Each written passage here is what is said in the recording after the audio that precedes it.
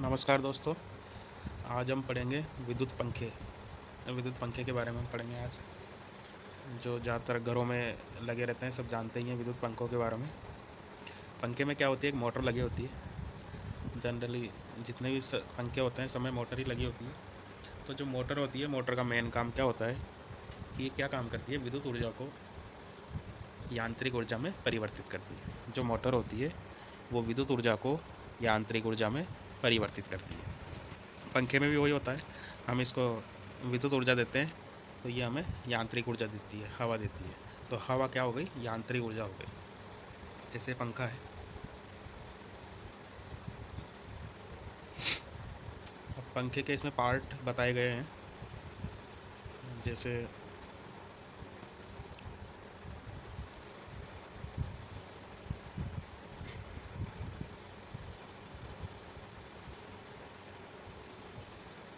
जैसे इसमें फर्स्ट है, ये टोपी है, ऊपर वाले पंखे की टोपी। यहाँ स्क्रू लगा होता है, ये यू आकार का क्लैंप होता है, ये धातु की नाली होती है, या वही टोपी होती है वापस, जिसके अंदर सारे कनेक्शन होते हैं, ब्लेड होते हैं, ब्लेड लगाने के स्क्रू होते हैं। जनरली सब जानते ही। यहाँ पे एक शाफ्ट होती है, यहाँ पंखे की मोटर होती है, यहाँ बियरिंग होते हैं, और यहाँ आर्मेचर, और यहाँ इसकी बॉडी होती है पूरी, जिसमें फिट किया जाता है। ठीक है, आगे पंखे के बारे में आगे डिटेल से पढ़ेंगे। सीलिंग फैन बोलते हैं इसको, जो छत का पंखा होता है उसको हम सीलिंग फैन के नाम से जानते हैं। इसमें फर्स्ट है स्टेटर, जो इसके भाग होते हैं उससे फर्स्ट है स्टेटर। स्टेटर में क्या होता है कि जो मोटर का बाहर का जो भाग होता है, बाहर का भाग कैसे, जैसे बॉडी के अंदर का जो पार्ट होता है वो स्टेटर होता है, और स्टेटर के अंदर जो होता है वो रोटर होता है। स्टेटर के ऊपर ही पूरी वाइंडिंग होती है। इसमें स्टार्टिंग वाइंडिंग और रनिंग वाइंडिंग होती है, दो वाइंडिंग होती है। जो स्टेटर होता है उस पर दो टाइप की वाइंडिंग होती है, स्टार्टिंग और रनिंग वाइंडिंग। स्टार्टिंग वाइंडिंग से हम कैपेसिटर को कनेक्ट करते हैं। इसमें ये आगे दिया हुआ है पॉइंट, कैपेसिटर। तो कैपेसिटर क्या काम करता है कि जो मोटर होती है उसको स्टार्ट करने के लिए कैपेसिटर का प्रयोग किया जाता है। मतलब उसको स्टार्टिंग करंट देने के लिए हम कैपेसिटर का यूज़ में लेते हैं, जो स्टार्टिंग वाइंडिंग के श्रेणी क्रम में जुड़ा होता है। जो कैपेसिटर होता है वो स्टेटर के स्टार्टिंग वाइंडिंग के सीरीज़ में जुड़ा होता है। इसमें है सेकंड था, इसमें रोटर होता है, जो पार्ट घूमता है जिस पे ब्लेड लगी होती है। घूमने वाला पार्ट रोटर कहलाता है, जिसमें पंखुड़ियाँ लगी होती है, वो पार्ट रोटर कहलाता है। इसमें नेक्स्ट है रेगुलेटर सब जानते ही हैं, इससे मोटर की स्पीड को कम ज़्यादा किया जाता है। इसके अंदर रेजिस्टेंस लगे होते हैं, जिससे मोटर की स्पीड को कम ज़्यादा करते हैं। रेजिस्टेंस का काम क्या होता है कि जो करंट होती है उसका विरोध करता है वो। मतलब जहाँ रेजिस्टेंस लग जाता है वहाँ करंट कम हो जाती है, मतलब करंट का विरोध करता है रेजिस्टेंस। तो उससे हम क्या है कि वो रेगुलेटर के अंदर लगा होता है रेजिस्टेंस, जिससे मोटर की स्पीड को कम या ज़्यादा किया जा सकता है। इसमें एक रेगुलेटर तो सबने देखा ही होगा, पर एक और नया जो चल रहा है अभी वर्तमान समय में, इलेक्ट्रॉनिक पंखा रेगुलेटर भी प्रयोग किया जाने लगा है। इसमें मेंस वोल्टेज घटाने के लिए ट्राइक नामक अर्धचालक युक्त इलेक्ट्रॉनिक परिपथ प्रयोग किया जाता है। आजकल, पहले तो क्या है रेगुलेटर यूज़ में लेते थे, पर अब जो नए मॉडल के पंखे आ रहे हैं उनमें ट्राइक अर्धचालक डिवाइस लगी हुई आती है। ट्राइक क्या काम करता है कि काम तो वही मोटर की स्पीड को कम ज़्यादा करने का करता है, पर इसमें क्या होता है कि जो विद्युत की खपत होती है वो बहुत नगण्य होती है। रेगुलेटर में क्या होता है कि उसमें रेजिस्टेंस लगे होते हैं, इस वजह से जो विद्युत की खपत क्या है ज़्यादा होती है वहाँ पे। पर जो ट्राइक होता है, ट्राइक में रेजिस्टेंस न लगे होकर यह एक अर्धचालक युक्ति है, तो इसमें विद्युत की खपत बहुत कम होती है। अतः पंखे की गति को कम गति पर चलाने से विद्युत शक्ति खपत में बचत होती है। इसकी कार्यप्रणाली, जो पंखा है वो कैसे चलता है। सबसे पहले हम क्या करेंगे, पंखे की जो मेन सप्लाई है उसको स्विच के अंदर लगाएंगे, जो हमारा सॉकेट होता है उसके अंदर लगाएंगे। उसके बाद स्विच को ऑन करेंगे। ऑन करने के बाद जो सबसे पहले सप्लाई जाएगी वो जाएगी कैपेसिटर में। स्टेटर वाइंडिंग की स्टार्टिंग वाइंडिंग की कैपेसिटर जो कनेक्ट होता है उससे सीरीज़ में कनेक्ट होता है श्रेणी क्रम में। तो जो सबसे पहले जो वोल्टेज जाएगी वो जाएगी कैपेसिटर के अंदर। कैपेसिटर क्या करेगा कि मोटर को एनर्जी प्रदान करेगा, जिससे मोटर क्या होगी, स्टार्ट होगी। मोटर स्टार्ट होने के बाद क्या है, स्टार्टिंग वाइंडिंग से जो सप्लाई है वो रनिंग वाइंडिंग में जाएगी। रनिंग वाइंडिंग भी स्टेटर से कनेक्ट होती है, और स्टेटर में क्या होता है कि स्टेटर के ऊपर भी वाइंडिंग होती है। जो स्टेटर होता है उसके ऊपर भी वाइंडिंग होती है।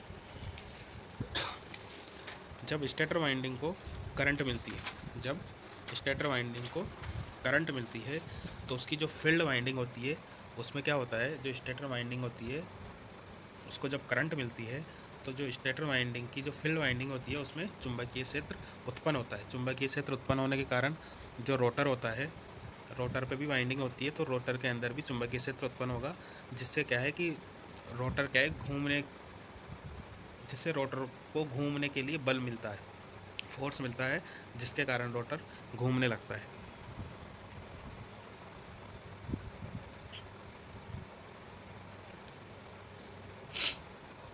नेक्स्ट है इसमें विभिन्न विद्युतीय पंखे। इसमें जो पंखों के प्रकार हैं वो कितने प्रकार के होते हैं। जैसे फर्स्ट है इसमें टेबल पंखा। टेबल पंखा जनरली सबने देखा ही होगा, ये कुछ इस टाइप का होता है। इसके पार्ट्स भी बता देते हैं। पार्ट्स में है इसके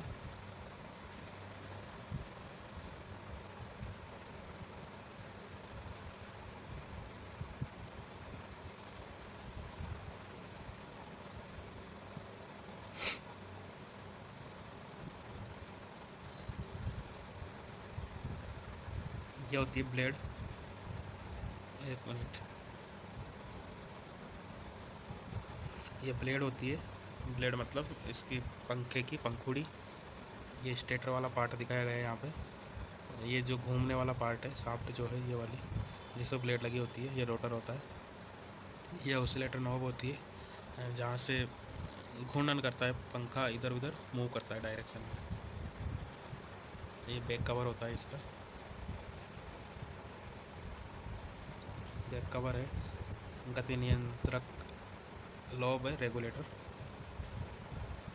ये रेगुलेटर है। ये स्टैंड है, क्लिप है, यहाँ कैपेसिटर लगा होता है अंदर। ये इस टाइप का होता है कुछ, जो टेबल पंखा है वो इस टाइप का होता है। जो मोटर होती है, जो पंखों में जो मोटर होती है, सबकी जो कार्य करने की जो कार्य प्रणाली होती है वो सब में समान होती है। सारी मोटरें एक जैसे ही काम करती है, सब में वही स्टार्टिंग वाइंडिंग रनिंग वाइंडिंग लगी होती है, सब में कैपेसिटर लगे होते हैं। बस जो कैपेसिटर होता है वो मोटर के हिसाब से अलग अलग रेंज के लगे होते हैं, माइक्रो फेरेड के अंदर होते हैं।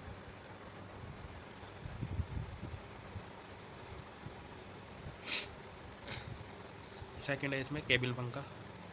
ये है केबिन पंखा, ये जो पंखा दिखाई जा रहा है केबिन पंखा है। केबिन पंखा आपने जनरली देखा होगा रेल के अंदर, बसों के अंदर। जो केबिन पंखा होता है उसकी जो मोटर होती है वो डीसी मोटर होती है, जो 24 वोल्ट 28 वाट की होती है। 24 वोल्ट इसको सप्लाई देते हैं डीसी, और 28 वाट का ये पंखा होता है। इसको दीवार पे लगाया जाता है, जैसा आप सबने देखा ही होगा।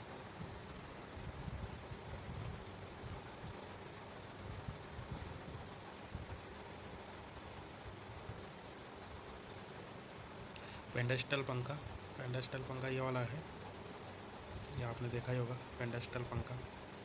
ये जो बड़ा वाला पंखा दिखाई दे रहा है ये पेंडेस्टल पंखा है। पेंडेस्टल पंखा, इसकी संरचना भी टेबल पंखे के समान होती है। इसका स्टैंड लगभग 120 सेंटीमीटर ऊंचा तथा भारी होता है। या आइसोलेटिंग या नॉन आइसोलेटिंग दोनों प्रकार का बनाया जाता है। नेक्स्ट है इसमें एयर सर्कुलेटर पंखा। एयर सर्कुलेटर पंखा है ये वाला, ये जो पंखा दिखाई दे रहा है टेबल फैन जिसको हम बोलते हैं, ये होता है एयर सर्कुलेटर पंखा।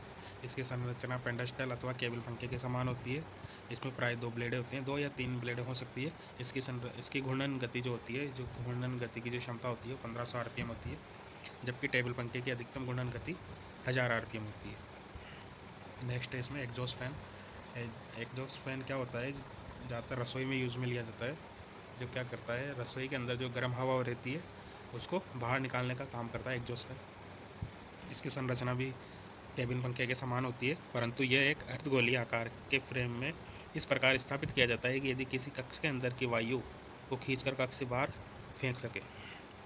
एग्जॉस्ट पंखे का आकार या व्यास 30 सेंटीमीटर तक होता है। इसकी घूर्णन गति 700 से 900 आरपीएम तक होती है। इसका उपयोग रसोई घरों में, उद्योगशालाओं में, डेजर्ट कूलर्स आदि में किया जाता है। नेक्स्ट है इसमें छत के पंखे की जांच और कनेक्शन करना। जो छत का पंखा होता है उसमें अपन फॉल्ट वॉल्ट कैसे चेक करें इसके बारे में पढ़ेंगे।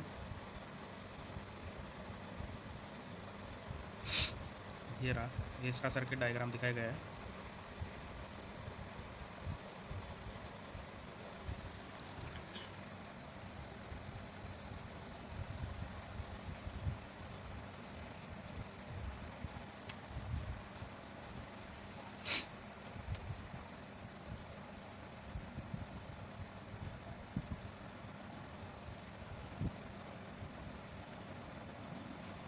इसमें क्या होता है, ये टर्मिनल बॉक्स होता है।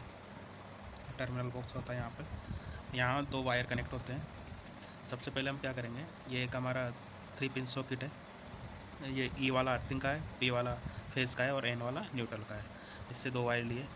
फर्स्ट वायर को हमने लैंप से कनेक्ट किया यहाँ से।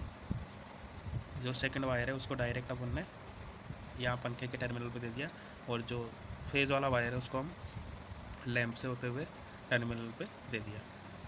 अब जैसे ही हम इसको लगाएंगे इसमें, तो जो लैंप है हमारा वो ऑन होना चाहिए। अगर जो इसकी जो वाइंडिंग है पंखे की, अगर वो एक बिल्कुल अगर सही है तो इसमें क्या है, लैंप जलना चाहिए। अगर लैंप नहीं जलता है तो इसका मतलब जो पंखा है उसके अंदर कोई ना कोई प्रॉब्लम है। फर्स्ट तरीका तो इसमें यह है।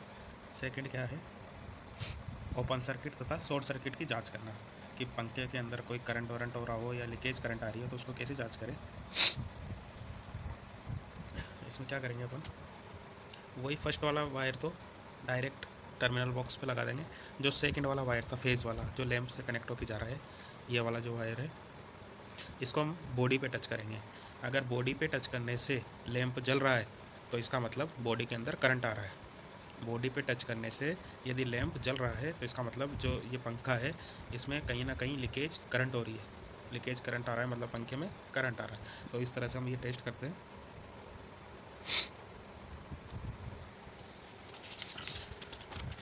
नेक्स्ट है दोस्तों इसमें रेगुलेटर की जांच करना व सीलिंग फैन के साथ जोड़ना। जनरली सबने देखा ही होगा, जो रेगुलेटर होता है वो कुछ इस टाइप का होता है। वायु परिसंचारण स्लॉट होता है, मतलब यहाँ से इसको हवा मिलती रहती है। जो स्लॉट बने हुए हैं यहाँ से इसको हवा मिलती है। ऊपरी ढक्कन होता है, परिचालन कुंडली होती है। फर्स्ट पे कम स्पीड, सेकंड पे ज़्यादा, थर्ड पे और ज़्यादा, फोर्थ पे और ज़्यादा और फिफ्थ पे और ज़्यादा। इसकी स्पीड को यहाँ से कंट्रोल किया जाता है। इसके अंदर क्या होता है, रेगुलेटर में क्या लगा होता है, रजिस्टेंस लगा होता है।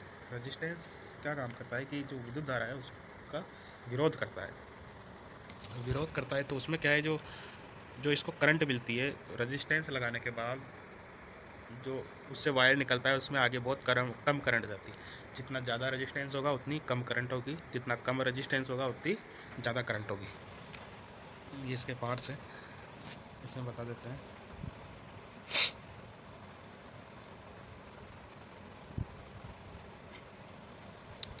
ये जो है ये पूरे रेजिस्टेंस है। ये जो है ये रेजिस्टेंस है। इसमें अलग अलग रेजिस्टेंस के अकॉर्डिंग अलग अलग सप्लाई दी। यहाँ कम रेजिस्टेंस है तो ये 1 नंबर वाला कम रेजिस्टेंस पे जुड़ा हुआ है। सेकंड नंबर वाला उससे थोड़ा ज़्यादा रेजिस्टेंस पे जुड़ा हुआ है। थर्ड वाला पॉइंट उससे भी ज़्यादा रेजिस्टेंस पे जुड़ा हुआ है। फोर्थ वाला उससे ऊपर वाले पे जुड़ा हुआ है। और फिफ्थ वाला उसके भी ऊपर जुड़ा हुआ है यहाँ से जाते हुए। तो जितना ज़्यादा रेजिस्टेंस होगा उतनी ही कम करंट होगी, और जितनी कम करंट होगी उतना ही ज़्यादा रेजिस्टेंस होगा। मतलब जो फर्स्ट वाला टर्मिनल रहता है यहाँ पे रेजिस्टेंस की मात्रा बहुत ज़्यादा रहती है। जो फर्स्ट वाला यहाँ पे रेजिस्टेंस की मात्रा बहुत ज़्यादा है, फिर उस सेकंड वाले टर्मिनल पे उससे कम है रेजिस्टेंस की मात्रा, तो जो स्पीड है मोटर की वो बढ़ती जाती है। थर्ड वाला टर्मिनल जो कनेक्ट है यहाँ पे रेजिस्टेंस की मात्रा और कम है, जिससे मोटर की स्पीड और ज़्यादा हो जाती है। फोर्थ वाला टर्मिनल जहाँ कनेक्ट है यहाँ पे भी रेजिस्टेंस की मात्रा थर्ड वाले से और कम है, और फिफ्थ वाला जहाँ कनेक्ट है यहाँ फोर्थ वाले से भी और कम है। तो फिफ्थ पे हम जानते हैं कि जो मोटर होगी बहुत तेज़ चलेगी, क्योंकि यहाँ रेजिस्टेंस की मात्रा बहुत कम हो जाती है।